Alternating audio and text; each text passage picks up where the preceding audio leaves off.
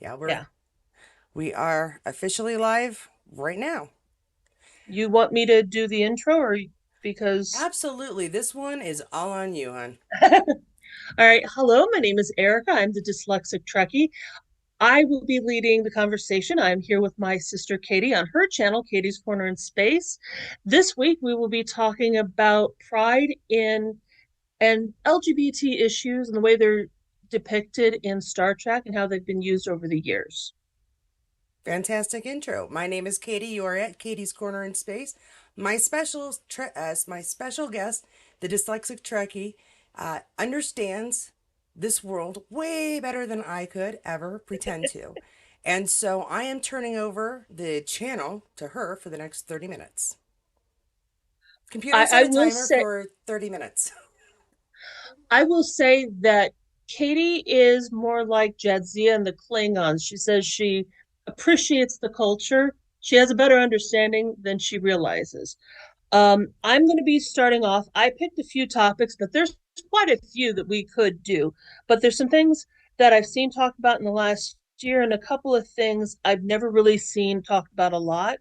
And the first one is actually probably one of the oldest issues within the queer community, and that's the AIDS crisis.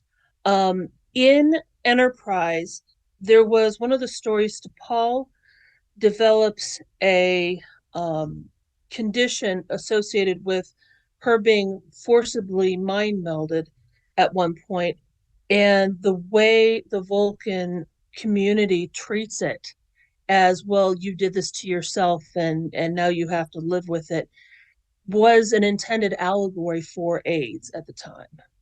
Right. And I mean that came across really well. Star Trek is Mm-hmm. very, very good at talking about an issue without talking about the issue. And Mm-hmm. I think that it was exceedingly clear that that's what they were going for. Right. Yeah, and I talked about this a little bit in my last Vulcan video I put out this week. And I so by the time you're done, it's issues, and I'm sorry if you get in trouble, but mind raped and got brain AIDS from it. I said, at this point, is it an allegory anymore? It but there is a little trivia about it.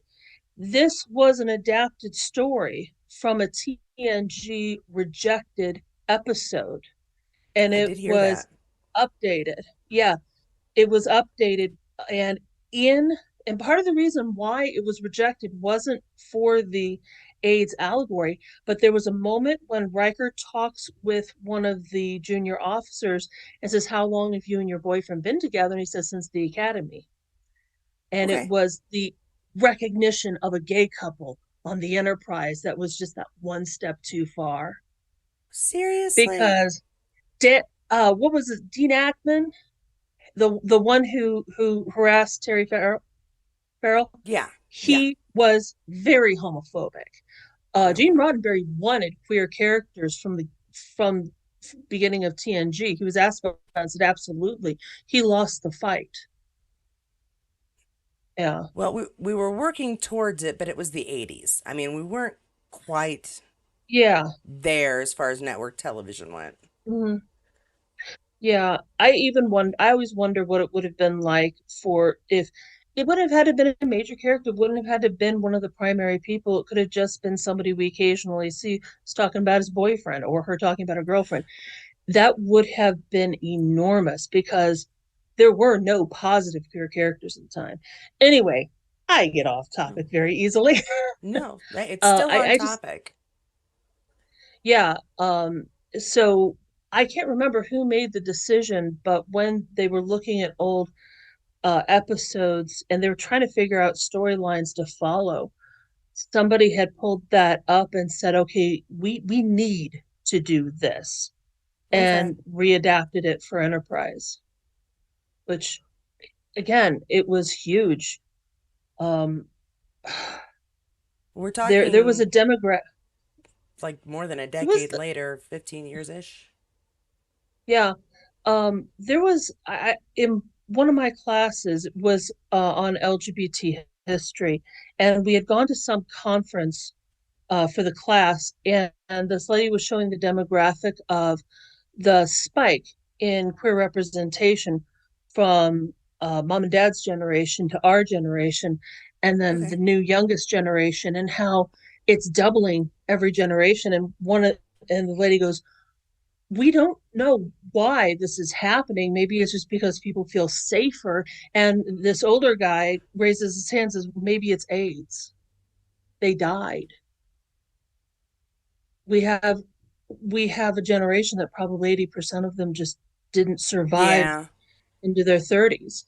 And it wasn't because a cure couldn't be found, it was because a cure wouldn't be found. Yeah, well, They it wouldn't wasn't worth research it. it. Yeah. Yeah, Yeah. I but mean, and that I was think, sad. Yeah. hmm, That was just a right. damn embarrassing, sad time in our history. That's Hmm. just there's no other way to put it. Well, the thing is, remember when the monkey flu came through? Yeah. It was known that it was running through the queer community pretty heavily because it spread through physical contact. And one of our esteemed representatives says we don't really need to research it because we know who's going after. And that's That's just within the embarrassing. last year. But I mean, again, you look at who's saying it. I'm not going to say her name, um, Green, but but I mean, it's one of those things. Yes, it's an embarrassing part of our time of our history, but it for the queer community, it's a part of our history. It is our history. The survival is a part of our history. Right, right. I Um, yeah. Because I mean, you wouldn't off, be in yeah, a situation where we could have this discussion about characters that are still being developed. mm-hmm. It just wouldn't the be allowed. a big yeah a big part of the visibility for the queer community came from fighting for recognition of AIDS research. Whether they like it or not, the Westboro Baptist Church did a lot for normalizing and creating acceptance for the queer community when they decided to couple them with military funerals. I mean, I Bad choice. honestly, mm-hmm. I joked one time that they should get an award from GLAD, and that didn't go over well when I said. I said yes, but imagine how pissed they'd be for getting it.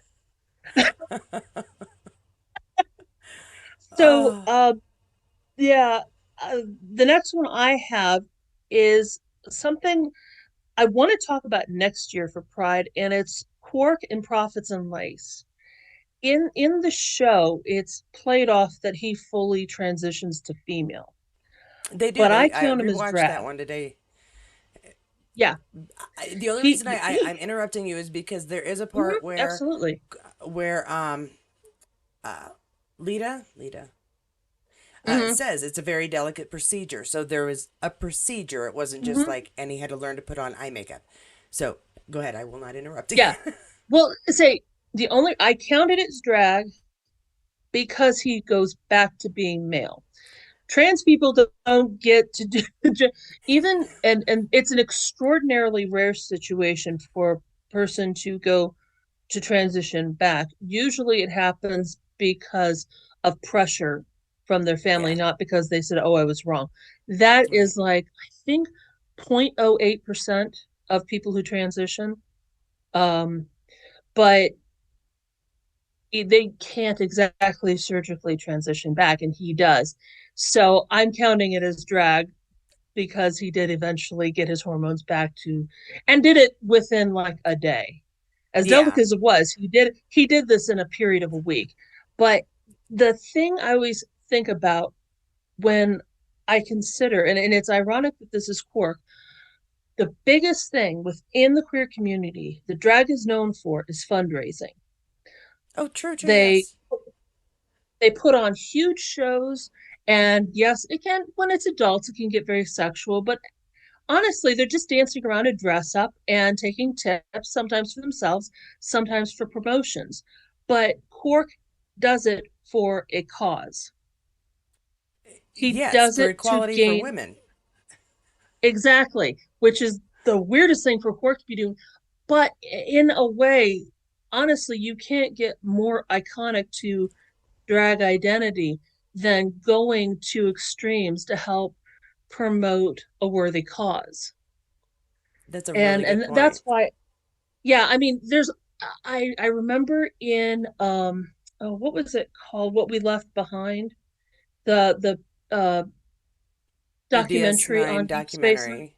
Yeah. Yeah, they were going through all the different grounds they broke in Deep Space Nine, and when they got to LGBT representation, they put a little question mark, and he goes, 2 episodes and 8 seasons, I'm not sure. And we had, what was it, Quark transitions, but it's just made as a joke. And that's true. But at the same time, it's just the things that a straight person is going to consider is he did what he did for a cause, and he was basically playing dress up, just very advanced dress up, for the Right. sake of trying to help somebody else. Well, yeah, and he had his ears reduced too, so Oh got to get yeah, those that lobes must have down to hurt for female him. for him. That would have been Yeah, her. that Yeah. must have been hard for his ego.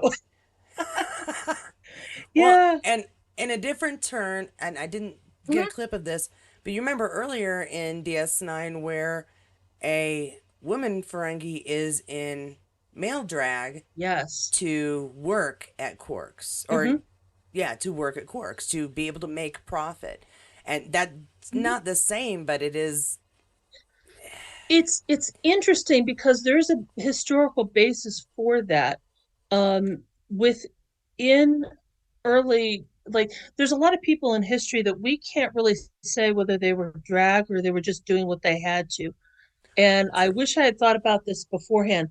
The scientist, the doctor who, I won't say they invented C-sections because they actually got it from their slave who showed them the procedure. But the Ah, first official C-section done by an official doctor in the United States or ever was an individual who was assigned female at birth and presented as male so they could get their MD. And now, if you see this person, there's a feeling of somebody who really is a guy. It's hard to really put that either they were really really good at presenting or they were living their true life and just also happened to also become a doctor because that's what they really wanted to do. But that whole right. concept of people having to live that way to be able to achieve their goals is a part of American history. Well, And the and I question of always whether or come not they were back. drag or not. Mm-hmm. I just real quick. I was gonna say I always come back to nom de plumes, where if a woman Mm-hmm. wanted to be a writer, she had to write under a man's name Absolutely. to be taken Mm-hmm. seriously. Again, not the same thing, but still kind of going undercover to be yourself. Yeah, and the other question is how many of those people really related more to their nom de plume? We can't really know. Quite Uh, true. Rosa Parks actually volunteered on to stay sitting on the bus so she would be arrested because another individual had been kicked off the bus and went to the it wasn't the NAACP, but it was that the freedom movement, Right. and they said we can't use you because this was a person who presented as male but was assigned female, lived male, Uh, and it would have completely destroyed every argument. So Rosa Parks volunteered to get on the bus and refused to move seats so that the cause could be moved forward. But there was always that group of people who were always there. okay. It's always been there, and the question of who's doing it because it moves them forward in their life and who's doing it because that's what feels natural to them. Historically, Okay. we'll never really know. Yeah. Did Yeah. you want to go on? We're almost halfway through Oh, our time. I yes. wanna. I knew I would do this too. We'll babble. It's all So, right. another Deep Space Nine one is the use of trills. Um, there is, oh, gender. Jessie Gender, I think is her name. She did this whole bit a couple of years ago about how she's transgender and she's a YouTube content creator, and she related so heavily to Esridax, specifically Esridax, because of Okay. having to find herself after being moved. having the Trill moved from Jadzia's body into Esri and having to find that whole new sense of self.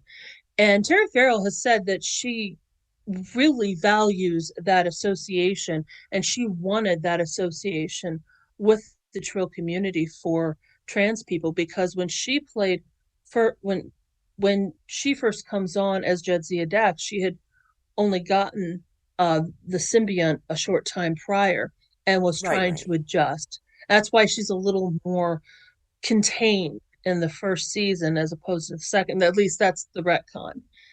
Um, but just that metaphor, and within the episode when Jadzia meets her former lover and they have to keep apart because of taboos, and there's just always within the Trill culture been the metaphors and allegories for parts of the queer and especially trans community. Okay. And Now, you had brought I, up mhm, I was going to say, and as far as how that was done, I really enjoyed mhm, Adira mhm, on Discovery because for them, it was not just discovering that one last personality, but the entire yeah, gamut of who had come before her, who Tal had been. I apologize for saying her. I think of yeah, Tal as a girl. I it don't know why. slips. Not Adira, Yeah, but Tal, which makes no yeah, sense. Anyway, but when they're joined, they haven't met. They didn't accept it, and so right. when they go back to Trill and meet all their former hosts, I thought that that Mhm, was done beautifully as far as, and I probably am doing this wrong or saying this wrong, but trying to be able to discover and be the identity mhm, which you are. And right. I enjoyed that journey just immensely. Probably one of my favorite subplots in all of Discovery. Yeah. Well, one of the things we take for granted is raised female. We learned the rules of being a female. True. We identify and take those things for granted. We have a sense of what that means. And it's not even just don't let people walk behind you and don't make sure you smile nice and be courteous as often as possible. It's more than that. The little layers of just being a girl are things Yeah. we learn.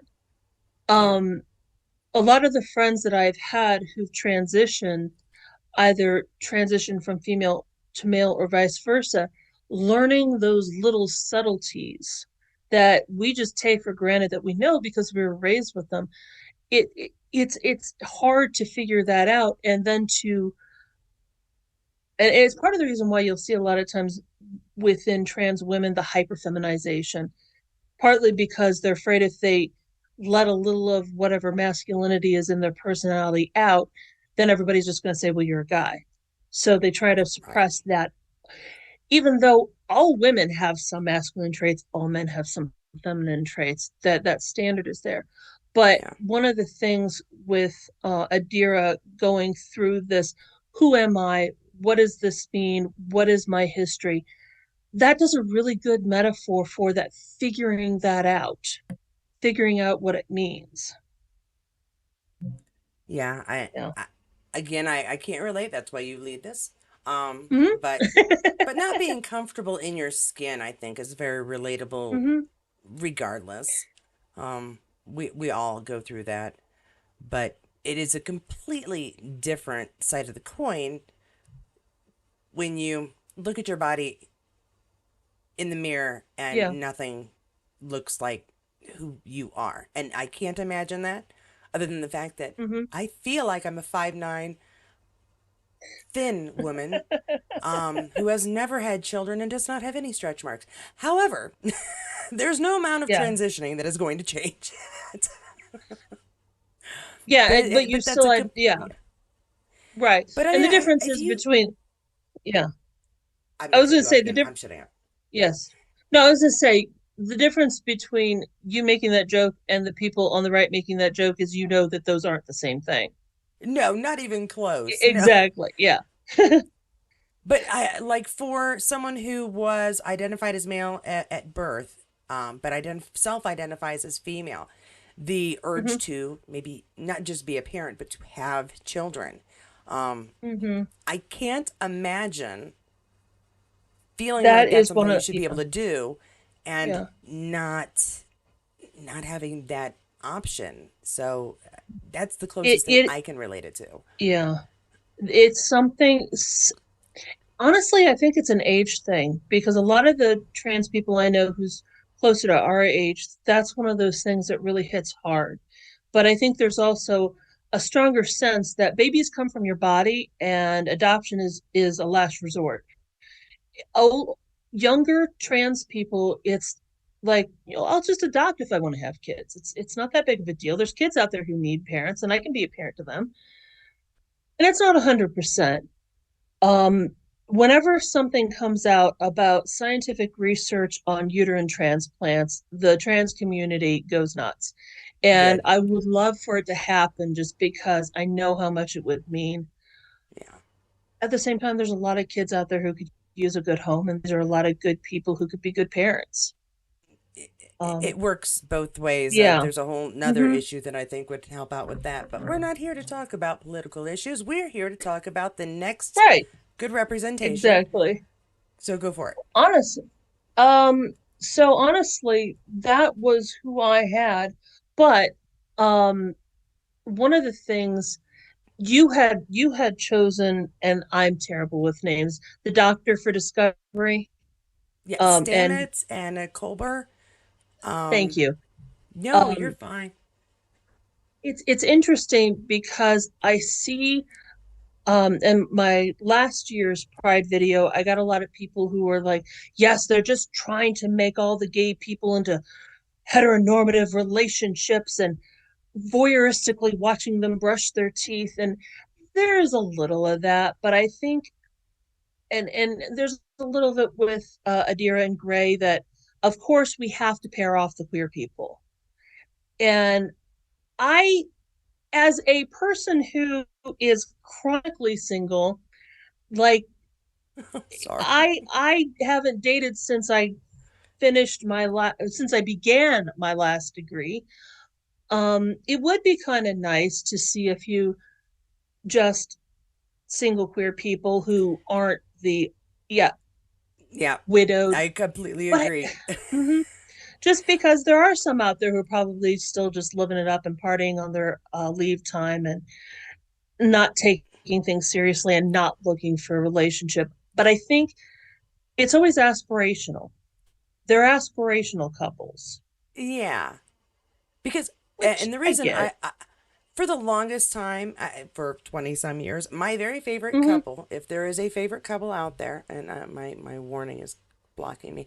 If there is a favorite couple, my very favorite couple was for the longest time Balana and Tom from Voyager. Just Hmm. always was. I liked how we Hmm. watched them build a relationship, refuse that they don't like each other at all, then fall in Yeah. love whether they like it or not, and then get married on at the end of a race. I thought it was fabulous. Yeah. The Doc and Oh. Stamets have far surpassed that. I have so enjoyed watching them because we found them as a couple. Same with Gray and Adira. They're Hmm. already a couple. But we watched Hmm. them basically just kind of rip each other apart because of the other things that happened on Discovery between Hmm. Stamets and the mycelium and then Colbert and dying, being Yeah. killed by. So we watched the gamut of everything bad that could possibly happen in a relationship. They weren't bad for Hmm. each other by any means. They weren't hurting each other. It was just everything bad that could have happened. And to watch them say, all right, we're taking distance. I've got to go. I've got to go. And then come back Yeah. together. And Hmm. they are such a oh strong couple that I don't care. I have Hmm. absolutely to care if they are gay, if they are male, or if they are women. They are the goal. I mean, Yeah. that is the relationship we all want where I can die and come back to life and you're going to be happy to see me. I want that. And I have that luckily. Yeah. But I Yeah. I mean, we see these, like you said, the most idealistic version, so they're my favorite, and that's why I wanted to include them because Oh, they're just absolutely. And I fantastic. love Adira and Gray just because they're such, yeah, like you could see them writing their names in hearts in notebooks in class. Like they're just Yes. that kind of cute couple. Um, and like even after Adira finds Gray and his mind and body is in them, and like it's literally just a metaphysical relationship. Yeah. It's still there. Like Yeah. they're cute. They're absolutely freaking adorable. Well, and if we're gonna talk about But them, mm-hmm, the another great representation is not just the two couples, but the four of them as a mm-hmm. family. And I think we've talked Oh about yeah. this too. The Mm-hmm, like you said, some couples only have adoption as an option, and mm-hmm, I feel like Stamets adopted Adira, and mm-hmm. Culber adopted Gray, and together they all became a family. Absolutely. It's Yeah, and it's one of those most relatable things from the present day because I love somebody had said once said the queer community has the skill for turning families from ether, creating families from ether. Like mm-hmm, you have three people who happen to be around each other a lot, and you don't have other family. yeah. I would say I'm in the LGBTQ equivalent of the 1%, that I have my family that supports me unconditionally. That's not a given. Even though you're a big And pain when in the you butt little don't, sister. yeah, you when you don't have that, when you find people who are willing to be there, you hold on to each other, and that's a family too. Yeah. And I think that's again one of the most relatable things to this time. They said, okay, we got some kids, we got some not old but older people who are a couple. They need guidance. We've got guidance. You're our family now. That really is literally Stamets saw Adira and their Uh, gift for mm-hmm, engineering, for figuring this stuff out, and he just sort of took them under his wing, and we watched that relationship grow. mm-hmm, And as Culber is assisting Gray in this, actually, when Culber meets Gray down on the planet when they are, mm-hmm. oh, you know what I'm talking Helping about, when the they're, other, yeah, helping the thank you, kid yes, who caused the burn. Yeah. caused the burn. There is something about Wilson Cruz's face and the complete joy of his character when he Mm-hmm, plays him, when he sees Gray, and mm-hmm, I think that is a moment that was, it'll probably just stick with me forever. Um, mm-hmm, but again, it's that putting together that family. mm-hmm. I Well, did have one other thing on here before we go. I don't know if you wanted yeah, to discuss it or not. sure. Riker and his love for the non-binary character in season 5. Yeah, Uh, and what's really bad is I have an entire video of it and I don't remember her name. Now I I can't. use female pronouns because she identified as female. This is true. Um, Yes. so I there's been a running gag that Riker was bisexual or pansexual, and I don't really go with that solely because she identified as female and he fell in love with a woman. Um, now you can Okay. they would definitely fit within the queer community simply because she had to identify herself from what she was assigned at birth. So I would definitely put her within the intersex non-binary Okay. in that way, but they're also a straight couple. Okay. That's the No, that makes fun. sense. Yes, that's the fun of the queer community. Everything is vague. And yet everything has a label, and I don't know. I know that I'm cis, and that's really, and I know that you're not. Mm-hmm. And that's really all I need to know. I don't need to know anybody's extra going on. Just Well, like, it's so funny watching people lose it over I am not cis, I am a real fill in the blank and go, that's literally what that means. They're just angry that they have a label too. And one of the things within, okay, I don't want to go over. One of the things within the community is yes, all these labels exist because people want to be able to name themselves. And I see a lot of times in the support group I moderate in, I don't know what I am yet. And I write, that's okay. You can figure it out. Take as long as you need. And if nothing fits you, that's fine too. If if you don't feel like there is a label that suits you, that's okay. Yeah. And that's one of the things I think gets confusing for some people. All of these labels exist and you can choose none of them if you want. Well, because in the end, it's the having Mm-hmm. comfort with your own self-identification is, I think, more important than do we have a name for this. Um, are you comfortable in as who you are? Sometimes that name is the thing that makes you comfortable finally, and sometimes that name feels restricting. Yeah, And I either understand case that. is valid. Yeah. Yeah. Talking to my computer.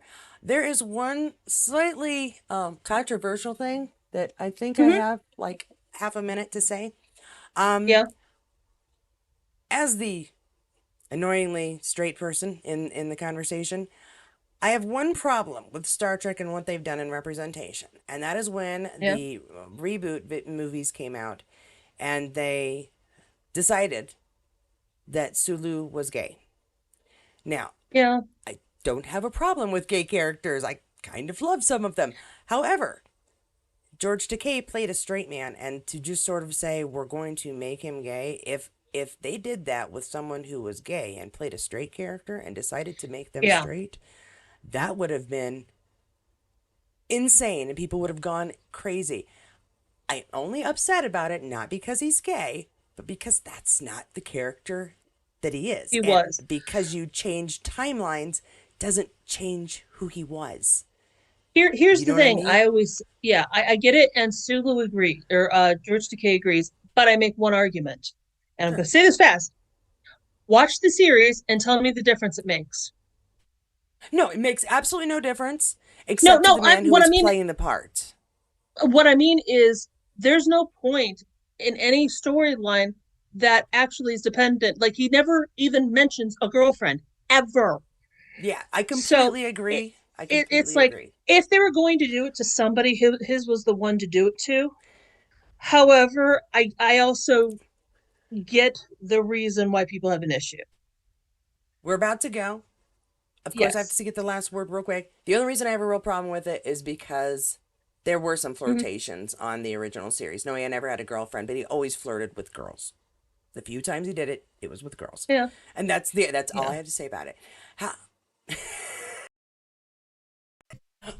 which is very good because once again, the Zoom conversation has finished. I thank you so much for joining my sister and I as we randomly go over who we think was a good representation of LGBTQ over the years. And if you would like to see more stuff from us, please let me know in the comments below. If you enjoy the video, give us a like. And may not see us again for a couple of weeks because Strange New World starts tomorrow. And of course, there will be reviews from this channel for each episode throughout the season. Thanks again so much for joining us and really have a